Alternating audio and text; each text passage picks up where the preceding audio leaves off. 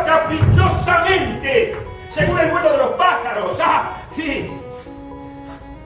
De venenosa dulzura con que sedujo al pueblo con palabras y mentiras. ¡Mentiras! ¡Mentiras no! ¡Verdad! Pero el pueblo, después de padecerlo y de sufrirlo, le hizo más honores que a ningún otro hombre del mundo. No, mentiras. Mentiras. ¡Ja! ¡Hable César! ¡Hable César! ¿Cómo estás, Pablo? Muy bien. Bueno, Gracias por invitarme. qué lindo encuentro, además, me encanta el lugar. Bello, muy sí, bello. la verdad es que el Gato Negro además es de esos bares que responden, me parece, a toda una cultura que a veces se ha abandonado. ¿Venís a veces acá? Muy seguido. Vengo a comprar mis especias. Es que lo que tiene de bueno es eso, no es solo el café, Claro, el es el té, café. que son riquísimos, Claro. sino en realidad todo lo que uno encuentra Sí, en sí. este lugar, ¿no? Así que Absolutamente. muchas gracias por venir. Vos sabés que nosotros estamos en el segundo año de tener nuestro programa de televisión, somos el único partido político que tiene un programa de televisión y llevamos por segundo año consecutivo una serie de programas que muestran además el gran trabajo de nuestra producción, un trabajo bárbaro de investigación, de puesta, muy elaborado. Hemos trabajado temas muy sensibles para la gente, la trata de personas, la seguridad, los problemas de la inflación, de la economía, muchas cuestiones vinculadas con nuestra vida cotidiana. Pero hacía rato que queríamos salir un poco de la cosa tan netamente política para empezar con esta serie de notas a las que le llamamos las charlas de café, ¿no? Con la idea de tener una conversación amigable con alguna persona no vinculada directamente con el mundo de la política, pero con quien, por supuesto, nosotros podamos ir desentrañando algunas de las cosas también que están tan vinculadas con nuestra vida de todos los días. Así que vos estás inaugurando en nuestro programa estas charlas. Y sobre todo, a mí me surgió muy claramente la necesidad de invitarte y de convocarte o de volver a charlar con vos, en realidad, después de haber ido a ver la obra. Esa Discurso de la servidumbre voluntaria. Ahí está. Una obra magnífica que quisiera que vos me cuentes un poco cómo fue para vos la decisión de trabajar en esa obra, todo lo que vos hiciste además para poner esa obra en marcha y bueno, y después charlamos un poquito de todo el mensaje que tiene la obra, pero ¿cómo fue la decisión de poner eso en la puesta en el teatro? En el Teatro La Mueca, en Cabrera 4255, los viernes y los sábados. Discurso de la servidumbre voluntaria es un libro, es un discurso político en el año 1548, a raíz de un exceso de poder que tuvo el rey en ese momento, en una ciudad que además fue una ciudad que fue un polo muy importante de esclavitud, porque los esclavos llegaban del África, pasaban por Burdeos o Bordeaux, y los clasificaban, los buenos, los regulares y los malos, y según el precio que tenían los mandaban a las buenas empresas, a las malas, y a los malos desgraciadamente seguramente los matarían, porque no servían, o llegaban enfermos, sabían que no podían soportar el viaje desde Europa hasta América. El rey se le ocurrió aumentar los impuestos y se convirtió en un rey aparentemente aceptable y bueno, o por lo menos soportable, mejor dicho, no bueno, no hay reyes buenos, soportables, hay reyes soportables. Aumentó las tarifas, aumentó los precios, aumentó los impuestos y salió el pueblo a protestar y el rey se enojó mucho y salió con su ejército y le cortó el cogote a 400 ciudadanos. Metió preso lo que pudo meter preso, el lugar de las cárceles, no había más lugar, miles de personas detenidas. Y el rey se enfureció más aún, porque se enojó mucho, porque eso es lo que tiene el poder. Salió un chico de 18 años, Etienne de la Boétie, que escribió muy poco, salió a gritar a la plaza contra el rey, lo que se llamó discurso de la servidumbre voluntaria, o se llamó el contra él, o el despertador de conciencias. Mira qué bello, ¿no? Qué bueno, claro. Sí. ¿Cuándo leíste por primera vez? Hace unos 8 años.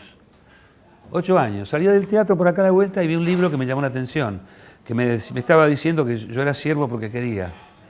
Claro, bueno, esa es la parte del mensaje que sobre todo impacta. Primero en la escenificación tuya, la verdad es que la actuación tuya, de los otros dos actores que te acompañan. Natalia Galic en percusión y Esteban Fioca en actuación y percusión, y la ropa es de Silvia Picalo.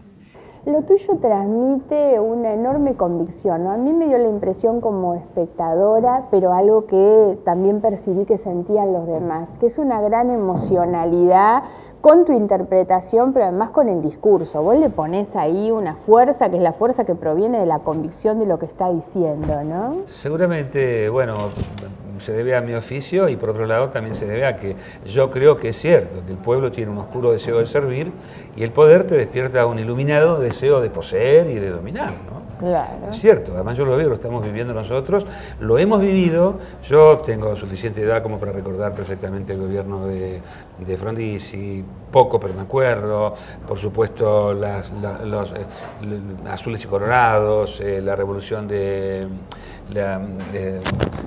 Videla, Isabel Perón, Pablo, vos estuviste López exiliado, Rega, ¿no? el exilio del 76, Claro. que por las 3A y después, por supuesto, me fui por las 3A y no pude volver por el ejército. Hasta el Mundial, que se ablandó mucho, todo, y sí, después pude volver. Claro. Había hecho una película nada más. Ajá. Después militaba, pero yo nunca milité seriamente en ningún partido político porque no me podía nunca encuadrar en ningún partido. No me sentía... Sos más un militante de las ideas, ¿no? Sí, yo soy un libertario, un libertario, sí. Sí, soy, posiblemente sea políticamente incorrecto, pero no encuentro otro. Mi padre era de una familia de anarquistas, socialistas y después peronistas, ¿no? Ese fue el mi madre militó hasta los 95 años, y a los 94 años estaba casi inconsciente de la realidad, pero me pedía a mí que la llevara a la unidad básica, ¿no? Ah, qué maravilla. Eso es lo que, sí, fue una persona que me enseñó a mí mucho, sobre todo las obligaciones sociales. Sí, sí. ¿Verdad? ¿Y en qué año tu mamá falleció? Falleció hace 7 años. Hace 7 años, 7 hace años. poco tiempo. Sí, hace poco tiempo. Claro. Sí. Y digamos, el mensaje que para mí también fue muy fuerte de la obra tiene que ver con el miedo como parte de una sociedad donde también ese quietismo, esa aceptación de la servidumbre tiene que ver con muchas cosas, ¿no? Siempre me da la impresión que hay mucho de complicidades, obviamente, hay mucho de comodidades, ¿no? También, en definitiva, también. la cuestión paternalista, También. monarcal, tiene que ver también mucho con También. la comodidad, pero también el miedo creo que es un elemento... El miedo, pero también el poder subyuga. Ah, claro. Subyuga, Bueno, eso es lo que yo le hipnotiza. llamo un poquito la complicidad, ¿no? Cuando uno Sí. siente que es parte de algo y ahí Sí, también en sí. ese lugar me acomodo. Pero creo que hay dos tipos de complicidades. Aquella complicidad que sabe que está mal, pero a mí me sirve, como dice este texto a veces en un momento dado. Hay tanta la gente que llevada por una soga llega al tirano, como Júpiter que llegaba tirando de la cadena atraía hacia sí todos los dioses, que es vergonzoso ver a tanta gente a la que la tiranía parece serle provechosa, que en el final de la cuerda está uno mismo como cómplice. Porque es cierto, somos cómplices, irremediablemente Pablo, cómplices. ¿siempre eso es frente a un tirano o también hay muchas veces una legitimidad de origen popular, obviamente, cuando una democracia se transforma en una demagogia, cuando empieza a lindar también con esas características de un poder autocrático? Mira, una cosa, yo te lo digo con mucho respeto, te conozco y sé el genuino sentimiento que tenés de justicia y de ayuda, ¿no? Pero una cosa es el político antes del gobierno y otra cosa es el gobierno. Creo que el mal de Ibris, lo que le pasó a Edipo, lo que le pasó a Macbeth, lo que le pasó a Julio César, lo que le pasó a Nerón, lo que le pasaron a todos los tiranos, lo que está pasando en el poder de todos los gobernantes del mundo, todos, el mayor... Esa tentación, ¿no?, al abuso. ¿Dónde está el límite? ¿Dónde está el límite? ¿No? Porque es el ejercicio del poder y en qué momento hay esa cuestión de abuso. A mí me ha dado la impresión, yo vivo un poco esta etapa que nosotros estamos teniendo con algunas características similares a lo que había sido en el año 95 la reelección de Menem, ¿no? Había una tendencia a no mirar demasiado lo que pasaba, cuando a uno le va bien medianamente en su situación económica personal, se disimulan otras cosas. Y al momento en que los que gobiernan son electos por una mayoría tan importante, tan desequilibrante, inmediatamente viene el abuso, ¿no? Esa mayoría tan legítima, digamos, la legitimidad del voto popular, ¿es un cheque en blanco? Yo creo que la tarea del ciudadano no termina en el momento de la votación. Creo que a los gobernantes hay que vigilarlos, controlarlos, y los gobernantes nos tienen que dar herramientas para que nos den garantías de que yo tenga algún instrumento que me permita controlar. Creo que la gobernabilidad necesita tener 4 patas. Alguien que sepa administrar, un proyecto político y económico posible y realmente alguien que tenga una moral. Vos sabés, Pablo, que hay toda una discusión en torno al tema de la gobernabilidad, ¿no? Para algunos garantizar gobernabilidad es mantenerse, es decir, bueno, acá estoy, me quedo, termino el tiempo que me toca. Claro. Y se ha perdido la idea de que gobernabilidad es gobernar bien, no es solamente estar o permanecer o ejercer poder, es gobernar bien, ¿no?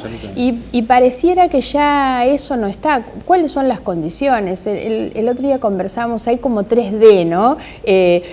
La democracia, primero que nada, porque la legitimidad de origen tampoco es suficiente para concebir un poder democrático. El poder democrático tiene que ver con la participación ciudadana, tiene que ver con una cuestión de otras cuestiones. La primera D es la democracia, la segunda D es el diálogo. Gobernabilidad también es diálogo, porque es la articulación con distintos sectores y actores del sistema democrático. No es el ejercicio de un poder omnipotente, verticalista, es realmente la articulación. Y la última es la decencia, que no es un valor menor, me parece. Yo creo sinceramente que nosotros necesitamos pensar en un proyecto que nos permita reconstruir moralmente a la Argentina. Y la obra que vos estás haciendo es un mensaje fundamentalmente ahí, al corazón de nuestra moral como ciudadanos, ¿no? Sí, la obra esta tiene es un llamado, ¿no? Sí, es un llamado. Lo que me pasa, vos sabés que hay gente que se levanta y se va, como ofendida. Y yo creo que debe ofender la moral de la gente que se siente cómplice, debe lastimar. Te plantea la posibilidad, te hace sentir o tirano en tu casa o en el palacio, no hace falta ser gobernante, ¿no? Claro. Acá se está hablando del poder del hombre, en la familia, sobre la mujer, del sometimiento. O sos esclavo o sos cómplice. Claro, ¿no? Claro. No, por eso es que a mí me pasó el día que estuve que al contrario, había un silencio, que era esos silencios cuando vos ves que la gente está compenetrada, está dentro de la obra, está recibiendo ese mensaje. Y sobre todo creo que hay como toda una reflexión posterior, ¿no? Ahora, me parece que vos hablás de algo que también es bueno para charlar, que es esta cosa del sometimiento. El sometimiento no tiene que ver solamente con el gobierno, tiene que ver con la forma de ejercicio del poder, tiene que ver también con una concepción del poder. Por eso vos das muy bien el ejemplo de lo que pasa adentro del ámbito doméstico, ¿no? Sí, nosotros hemos tratado mucho los temas de género y yo salgo muchas veces a distintas reuniones. Estuve antes de ayer en Florencio Varela en una charla con un grupo de mujeres en el tercer cordón del conurbano, y una de las cosas que les decía es esto: la no aceptación del sometimiento adentro de la casa es una garantía de libertad hacia afuera, ¿no? Absolutamente. Claro. Yo lo que digo es que estábamos hace un ratito hablando del man de Ibris, lo que le pasó a Edipo, cuando, claro, ¿qué le pasó a Edipo? Llegó a Tebas, una ciudad ingobernable porque estaba en crisis por una creencia, llegó, eliminó esta creencia y se transformó en el líder del pueblo y se transformó en un monstruo. Era un monstruo, era una víctima, pero la primera víctima fue el pueblo, que lo sufrió. Le pasó a Julio César, le pasó a bueno, nos está pasando, creo, de alguna manera, a todos los países. Y yo no quiero hablar de ningún país que no sea este, a nosotros. Yo no estoy de acuerdo con la manera de gobernar. No estoy de acuerdo. Creo que si no hay diálogo, no se puede gobernar. Claro. A eso me refería un poco, ¿no? Nosotros estamos frente a un gobierno que no solamente no dialoga con la oposición, a veces no dialoga con los propios, ¿no? Este gobierno tiene ministros que se enteran de las novedades cuando salen en los diarios, no hay una reunión de gabinete para discutir, no hay ningún ámbito donde las cosas se estén discutiendo. Porque es como, ¿no? por ejemplo, como la radio. Como una radio, ¿no? ¿Qué es lo que lo hace valioso la radio? Bueno, que tenga sus partes, que tenga un dial para sintonizar, pero que tenga antenas que reciban cosas del exterior. Claro. Si no, una radio es un objeto que lo único que hace es ruido de sus propios componentes. Creo que este gobierno es eso, una radio sin antena. Está como demasiado metido en sí mismo, ¿no? Sí, sí. Yo creo que además eso hoy y la intolerancia que se muestra hacia afuera. A mí me preocupa mucho este clima de intolerancia, de crispación, pero de intolerancia sobre el que piensa distinto, Sí, ¿no? sí, eso es claramente una demostración de abuso, es una concepción de poder. Yo insisto mucho con que es una concepción de ejercicio del poder que poco tiene que ver con el poder democrático, ¿no? Absolutamente. Eso es por lo menos lo que algunos estamos viendo. Ahora, ¿cuál es el papel que tiene en todo esto y para que esto sea posible la sociedad? Porque vos hablabas antes del compromiso de la responsabilidad ciudadana, ¿no? No se trata solamente de reclamarles que cambien. Bueno, ¿cuántas son las cosas que nosotros podemos o debemos hacer realmente? Cada uno desde su lugar. Yo desde mi lugar de la cultura, Claro. creo que mi lugar de la cultura es mostrar una sociedad mediocre. Una ciudad engañada. Y no estoy hablando de este gobierno, estoy hablando de todos los gobiernos y del modelo de sociedad que no tiene futuro. Es que hay una crisis de valores, ¿no? Pero muy profunda. Esta sociedad está hecho con petróleo. No podemos hablar, sino de otra cosa, del final del petróleo. Tenemos que construir un nuevo modelo de sociedad, que no es el que nos están vendiendo. A mí no me hace feliz que se construyan más coches por mes, de ninguna manera. Lo que me hace infeliz es que se esté quemando o que se esté transformando, por ejemplo, la soja en biodiesel. Eso me hace infeliz. En el tema de la energía, sobre todo, algo que a mí también me hace reflexionar mucho sobre lo que han sido todos estos últimos años, una Argentina muy ubicada con una política de monocultivo, la verdad con un crecimiento a tasas extraordinarias, muy dependiente sobre todo de esos mercados internacionales, con un ingreso de miles de millones de dólares durante todos estos años, pero sin embargo hay gente que vive en el segundo o tercer cordón del conurbano, a la que le cortan varias horas la luz por día para que el ahorro o el ajuste se haga justamente en esos sectores más pobres. Hay millones de personas que toman agua contaminada, porque durante todo este tiempo, con ese crecimiento, no les han puesto agua potable, no tienen cloacas, un desagüe del inodoro a la cloaca, red de gas, por ejemplo. ¿Cómo ves vos toda esta cuestión? Me parece que estas son también las grandes contradicciones que tiene todo este poder, este ejercicio del poder, un poder muy basado además en el manejo concentrado, centralizado de los recursos públicos, porque cuando hablamos de todas estas cuestiones, no hay solamente un tema de estilo de gobierno, me parece que tiene que ver también con la discrecionalidad mezclada con el manejo de los recursos, ¿no? Absolutamente, absolutamente. La cultura tiene un papel muy importante en todo esto, ¿no? Creo que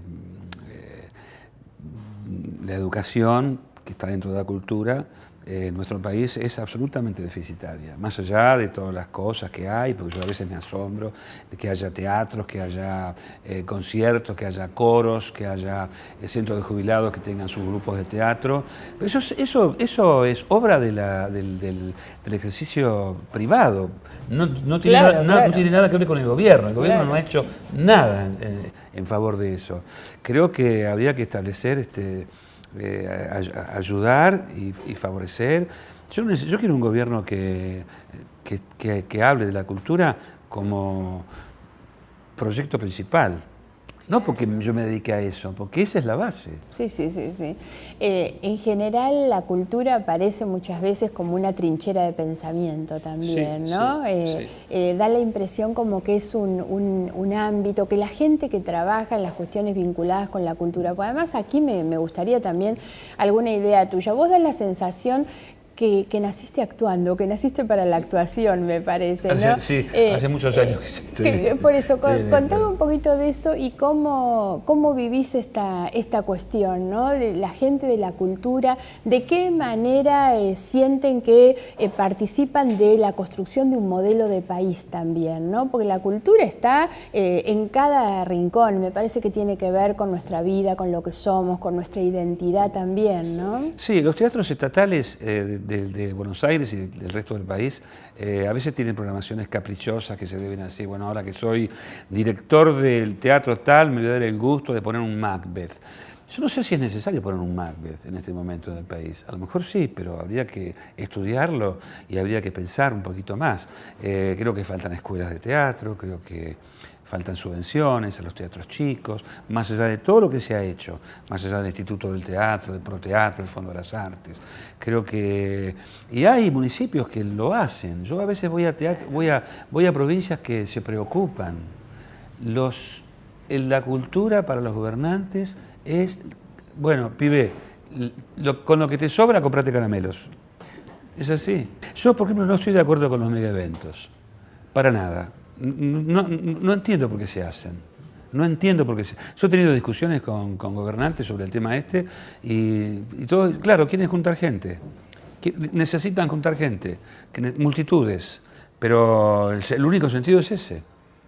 Yo prefiero ese dinero repartirlo entre 25 grupos chicos, para que se desarrollen, para que aprendan, para que se muestren, en los barrios alejados. Vos sabés que nosotros presentamos un proyecto de bono cultural, una experiencia que existe en Brasil también, que es en lugar de organizar los recitales donde la gente va a ver a los cantantes que le gustan al gobernador o al intendente, lo que hay es una prestación tipo subsidio para que la gente a través de un talonario pueda elegir en qué actividad cultural siempre gasta su subsidio, que puede ser comprar un disco, comprar un libro, ir a ver una obra de teatro, un cine, una cantidad de cosas, pero a la elección. El derecho a la cultura es un derecho humano básico y me parece que la gente tiene que poder ejercerlo también con libertad, ¿no? Absolutamente. Y en la cultura siempre el sujeto principal es el otro. Es el otro. No es uno, debe ser el otro. Debe tener algún sentido social el arte. Lo tiene. Yo no quiero ser dogmático de ninguna manera. El arte es libertad, el arte es juego, el arte tiene que ver con lo lúdico. Pero toda tarea... Además el valor de la diversidad, porque algo que expresa nuestra cultura es eso, es la riqueza que tiene la diversidad. Absolutamente, pero en el ámbito privado, divertite, haz lo que quieras, experimentá, haz lo que quieras. En el ámbito estatal, creo que tiene que haber una segunda intencionalidad. Bueno, muy bien, me gusta esto. ¿Para qué sirve? ¿Qué es lo que nos enseña? ¿Y cuáles son los valores que voy a promover ahí, no? Sí. Pablo, te agradezco muchísimo por la charla y te agradezco además por lo que haces. Sinceramente, el discurso de la servidumbre voluntaria es una obra que muchos deberían ver, ¿no? Te felicito por tu actuación y por la valentía de haberla puesto también, porque en gran medida que esa obra esté hoy para que todo el público que quiera pueda ir a presenciarla es en gran medida una decisión y un aporte tuyo. Así que gracias, Margarita. Muchísimas gracias a vos. Ellos mismos se asombraban de cómo un pueblo puede creerse tantas cosas y cómo se puede dominar un pueblo con tan poca cosa. Inventa historias. No, se inventa historias. Sí, no es verdad, inventa historias, de verdad que inventa historias. Sí, provocaban miedo. Si hubiera sido un poquito más astuto el pueblo, hubieran provocado risas. Mentiras. ¿Y qué decir de Pirro? Pirro, el rey de los epírotas. Se cuenta en la antigüedad que Pirro, el rey de los epírotas, curaba las enfermedades del vaso con el dedo gordo del pie. Y el pueblo, para mejorar aún más esta historia de amor entre el tirano y su pueblo, dijo que una vez muerto su rey, quemaron su cuerpo y qué fue lo que encontraron entre sus cenizas. El dedo gordo de Pirro que se salvó del fuego, un milagro fue, de verdad milagro. El dedo gordo entre las cenizas. Sí. El pueblo mismo hace las mentiras para luego poder creer en ellas. Tenía un dedo gordo hermoso y él se sacaba el zapato y la gente le daba un beso y se iba curado a su casa.